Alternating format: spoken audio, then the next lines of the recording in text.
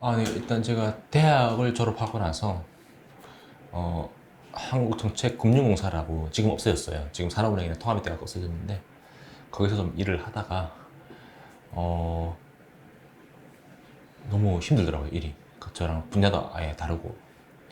그래서 그냥 다시 경찰 시험을 나가서 준비하고 있다가 또 어떻게 운 좋게 러시아로 유학 가게 될 길이 생겼었어요. 근데 또 저 가서 가고 싶긴 했었어요. 왜냐면 북한에서 살 때 북한은 러시아랑 친하잖아요. 그러니까 옛날에도 뭐 러시아랑 소련 때부터 시작해서 러시아 뭐 영화라든가 이런 거를 보고 또 러시아어도 처음에 배웠었고 그다 영어로 배우기 시작했지만 저 러시아라는 나라를 꼭 한번 가보고 싶었어요. 그래서 어떻게 우연한 계기에 가보게 됐고 너무 마음에 드는 거예요. 그래서 여기서 좀 살아보고 싶다라는 생각에 무작정 유학 좀 해보자 라는 생각에 거기 러시아에 있는 국립대학에 들어갔죠. 들어가서 러시아 공부를 하게 되었고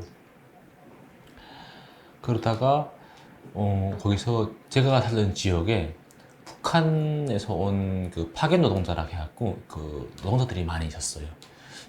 제가 알기로는 그때 제가 있을 때 4천 명이 한 개 도시 있었거든요. 꽤 많았었어요. 그러니까 길 지나다가 어렵지 않게 볼 수 있는 게 북한 사람들이었고 뭐 시장에서도 많이 볼 수 있었고 그래서 이런 사람들이 꽤 많구나라고 알게 되었고 또 저희 학교에도 있었고 그 공부하러 나온 북한에서 진짜 공부하러 나온 친구들도 있었고 그 친구들 저희가 그때 당시 한국인 유학생들 친구들이랑 뭐 같이 저희가 그런 우리 대한민국 친구들 축구를 되게 좋아하잖아요. 축구를 같이 했었어요. 축구를 뭐 이런 풋살 모임 이렇게 해서 같이 하고 있었는데 그 학교에 북한 친구들이 있었잖아요. 그 친구들도 따로 축구 모임이 있었거든요. 그래서 같이 축구를 하고 싶은 거예요. 놀고 싶은 거죠. 그래서 가서 우리랑 같이 축구하는데 한 게임 같이 나중에 경기 한번 하겠냐라고 얘기했는데 북한 친구들이 러시아 말로 우리는 이런 거 안 한다라고 대답하는 거예요. 그러니까 한국말로 얘기했으니까 알아들었잖아요. 그러니까 알아들었으니까 러시아 말로 대답하는 거예요. 그러니까 걔들은 나올 때 교육을 받는 거예요. 그러니까 절대 남한 사람들하고 얘기를 하지 말아라. 그러니까 섞이려고 안 하는 거예요. 그래서 좀 그런 경험도 있었고 또 북한 노동자들은 이게 북한에서 나와서 한 몇 년이 지나게 되면 자유롭게 일을 할 수가 있어요. 자기 마음대로 돌아다니면서 뭐 일용직을 일할 수가 있거든요. 근데 그때 당시 제가 그 노동자들한테 듣기로는 북한 정부에다가 바쳐야 되는 상납금이 있어요. 나와서 일하고 나서. 그러니까 파견 나는 조건으로 바쳐야 되는 돈이 있거든요. 국가에다가. 들어보니까 한국 돈으로 한 100만 원 정도를 바쳐야 되는 거예요. 근데 그때 당시에 러시아 노동자의 한 달 평균 급여가 70만 원이었어요, 한국 돈으로.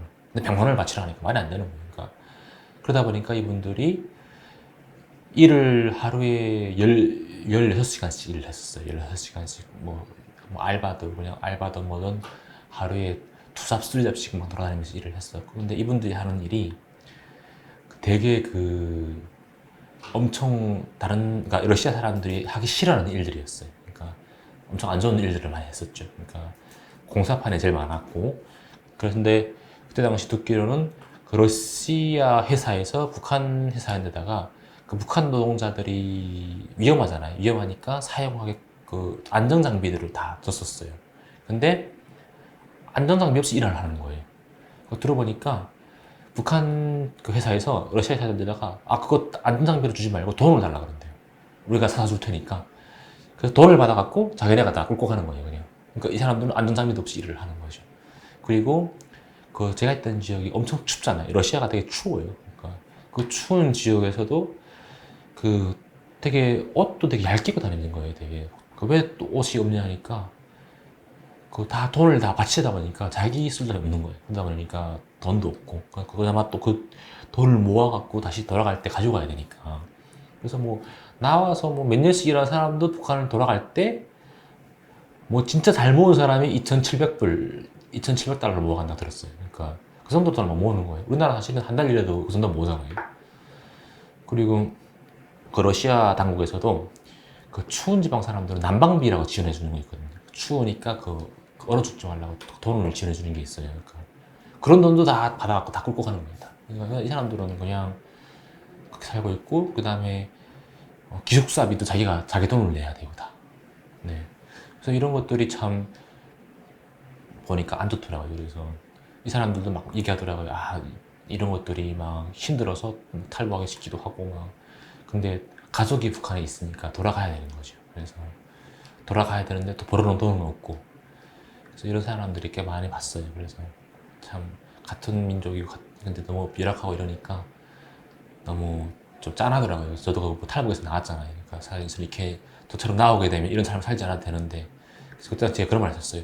야, 한국에서는 나가 하루만 일해도 한 100불씩 버는데, 그러니까 믿지 않더라고. 저희 믿지 않다가 나중에는 한국 드라마나 이런 것들 거기 믿고 가고 싶다는 식으로 얘기하더라고요. 근데 행동이 오기 쉽지 않아요. 네. 그게 사실은 러시아에 파견된 북한 노동자들의 삶이라고 알고 계시면 될 것 같습니다.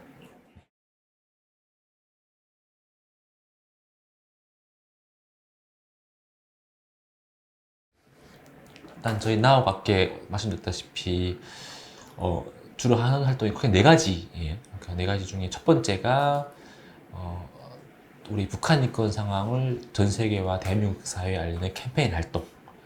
그리고 제가 피켓 만들어 들고 나가서 뭐 서울역이든 사람들이 많이 모이는 곳에 가서 이렇게 캠페인을 하죠. 아니면 뭐 국제사회에 나가서도 캠페인을 진행하고. 그래서 그게 첫 번째 활동이고, 두 번째 활동은 저희가 교육 활동. 그러니까 남한 청년들과 북한 청년들을 그 북한 인권 활동가로 양성하는 교육 활동을 하고 있어요.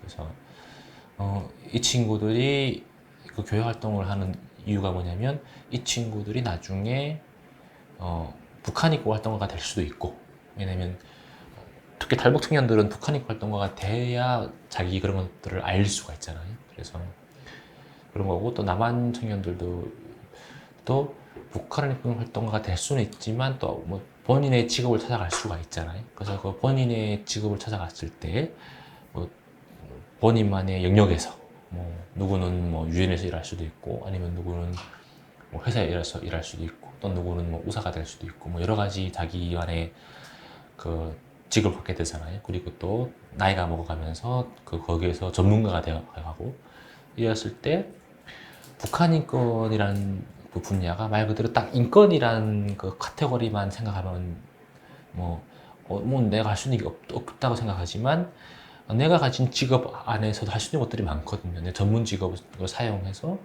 북한 인권 문제를 알 수도 있고, 또 나중에 통일이 되었을 때도 자기 전문 직업을 활용해서 북한 땅에 가서 사업을 할 수도 있고, 아니면 자기만의 영역을 구축할 수가 있고, 이랬을 때 북한 사회를 알고 북한 인권을 이해하고 있어야 나중에 더 본인이 더 큰 사람으로 성장할 수가 있고, 또 북한 사람들하고 만났을 때 더 이해가 쉽고, 또 그 사람들의 상황을 더 이해해주고, 또 그 사람들을 위해서 활동했다는 경력이 있기 때문에 그 사람들하고 더 가까워질 수가 있는 그런 장점이 있죠. 네, 그래서 그런 교육 활동을 하고 있고, 그 다음에 가장 또 교육 활동에서 중요한 것은 저희는 그래요.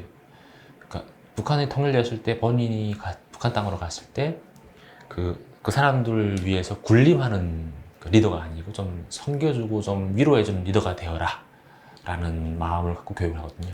세 번째는 저희가 구출 활동, 그러니까 구호 활동이라고 말씀드렸는데, 아까 말씀드렸다시피 탈북민들을 위험에 처한 탈북민들을 대한민국으로 데려오는 활동을 하는데, 우선순위가 있어요. 그러니까 특히 여성들이라든가 아이들, 그런 노약자들을 먼저 데려오는 게 우선순위가 있고, 그 남자들은 그래도 좀 힘이라도 있으니까 어떻게든 견뎌낼 수 있는 것들이 있으니까 이런 노약자들을 우선적으로 구출하고 있고, 특히 여성들이 많아요. 왜냐하면 여성들 같은 경우에는 중국에서 많이 팔려다녀요.